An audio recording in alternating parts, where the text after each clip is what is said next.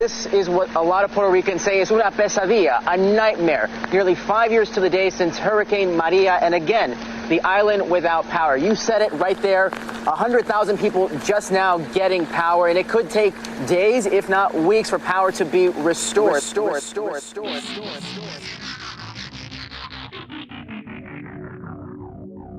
Hello and welcome to What the F*** Just Happened Today, your essential guide to the daily shock and awe in national politics. I'm Joe Amditis. Let's get to it. It's Monday, September 19th, 2022. Welcome to day 608. Joe Biden says he believes the pandemic is over, despite the U.S. recording more than 2 million COVID-19 cases and more than 12,000 deaths in the last 28 days.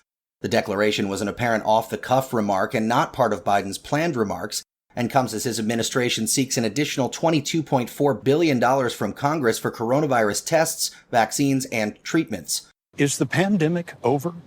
The pandemic is over. We still have a problem with COVID. We're still doing a lot of work on it. But the pandemic is over. If you notice, no one's wearing masks. Everybody seems to be in pretty good shape. And so I think it's changing, and I think this is a perfect example of it. Additionally, the federal government still designates COVID-19 as a public health emergency, and the WHO says it remains a public health emergency of international concern. The Director General of the WHO said, quote, "We are not there yet, but the end is in sight. We can see the finish line, but now is the worst time to stop running," end quote.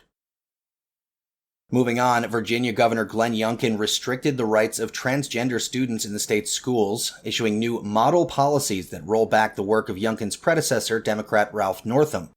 The new guidelines will require transgender students to access school facilities and programs matching the gender they were assigned at birth, and mandates that students who are minors be referred to by the name and pronouns in their official records, unless a parent approves of the use of something else. School personnel will also not be required to refer to students in any manner that would run counter to their own personal or religious beliefs. The new rules will affect more than 1 million children enrolled in the state's 133 school districts. In D.C., the Justice Department asked an appeals court to let the FBI regain access to about 100 classified documents taken from Trump's Mar-a-Lago home, but did not try to block Judge Eileen Cannon's appointment of Raymond Dearie to serve as special master. Last week, Judge Cannon granted a special master permission to review thousands of documents seized from Mar-a-Lago. She also blocked law enforcement agencies from using any of the documents for their investigation until the review is complete. Lawyers with the DOJ's National Security Division wrote, quote, "Although the government believes the district court fundamentally erred in appointing a special master and granting injunctive relief, the government seeks to stay only the portions of the order causing the most serious and immediate harm to the government and the public," end quote. The Justice Department previously argued that delaying its investigation into Trump's handling of classified government records could result in irreparable harm. Separately, months before the National Archives retrieved 15 boxes containing hundreds of classified documents from Trump's Mar-a-Lago home, Trump's team claimed that none of the material was sensitive or classified, and that Trump only had 12 boxes of news clippings.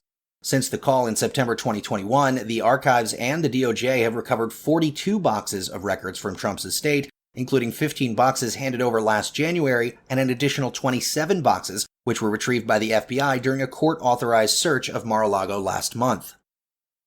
Meanwhile, Trump's longtime accounting firm started turning over documents to the House Oversight Committee as part of its investigation into potential conflicts of interest and foreign financial ties. The committee first subpoenaed Mazars USA for Trump's financial records in April 2019, looking for information about his dealings from 2014 to 2018. Trump and Mazars recently agreed to turn over some key financial documents to the committee after the accounting firm said it could no longer stand behind the statements it had prepared for the Trump Organization for over a decade. And finally, at least a dozen Republican candidates for governor and Senate will not commit to accepting the results of their elections. On the Democratic side, however, all 19 nominees said they would accept the outcome of the November results.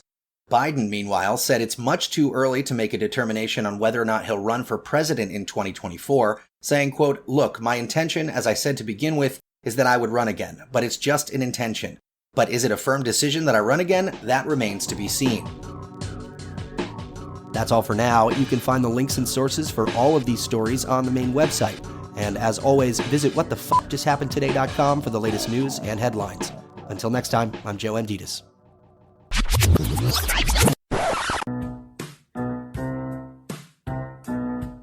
Hey, Utah District 12, listen up right here. There's a new name on the ballot for the Senate this year. My name is Linda Paulson, Republican and awesome. Love God and family and the Constitution. I tried to get another conservative to run. Nobody could do it, so I'm getting it done. If you share my values, if you like what I stand for, then give me your vote on the 8th of November. District 12 needs a choice. Let me be your voice. Linda Paulson. Linda Paulson for Senate.